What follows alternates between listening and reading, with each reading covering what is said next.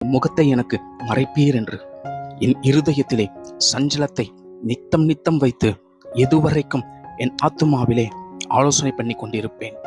எதுவரைக்கும் என் சத்துரு என் மேல் தன்னை உயர்த்துவான் என்று புலம்புகிறார்.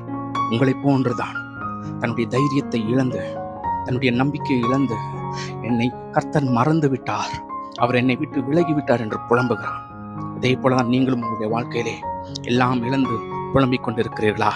ஒன்று தெரிந்து கொள்ளுங்கள், தேவனுடைய ரட்சிப்பின் கரம் உங்களோடு கூட தான் இருக்கிறது. நம்பிக்கையற்றது போலதான் இருக்கலாம், தேவன் உங்களுடைய ஜெபத்தை கேட்காதவர் போலதான் நீங்கள் உணர்ந்து கொண்டிருக்கலாம். காரணம், சூழ்நிலைகள் அப்படிதான் தெரிந்து கொண்டிருக்கும்.